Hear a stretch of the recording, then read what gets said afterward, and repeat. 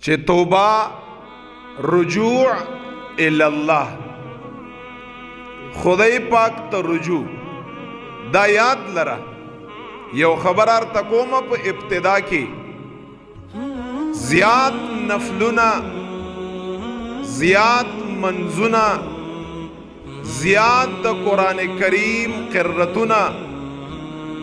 باید چې په دې باندې انسان فوکس او توجه دومره ورنکه لګا څومره چې انسان په دې باندې توجه ورکا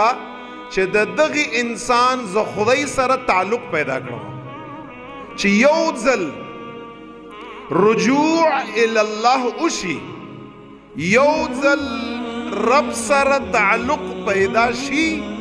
بیا د هغې نه پس دغه انسان ته ګوره ډېر یې منځونه ډېر یې ذکرونه ډېر یې قرتونه ډېر یې درودونه دومره شیان به دغه انسان نه وګوري چې چرته په مخلوق خدا کې به یې دومره عبادات تا په سترګو باندې چا نه لیدلي. یو طرف ته یو ځل انسان رجوع وکړه الی الله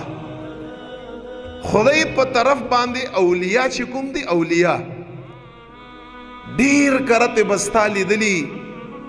چرته یا داسې چاته نی ویلی چې یاره مثال په طور باندې تا مونږ زیات دی یا ستا مونږ کم دی یا ستا قرت زیات دی یا ستا قرت کم دی یا ستا روجی زیاتی دی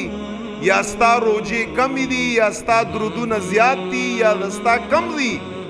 چرتم ولی الله سره په ناستا او صحبت کې دا خبر تا چرته نه اوریدلی خو چې کینې ورسره ورته وایي رب یادوه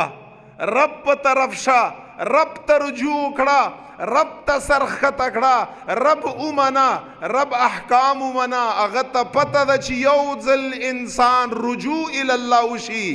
یو ځل انسان رب په طرف مایل شي او رب سره یې تعلق پیدا شي بیا منځونه هم ډیر دی او بیا روجې هم ډیر دی او بیا د قرآن کریم قرتونه هم د داسې انسان نه ډیر دی بیا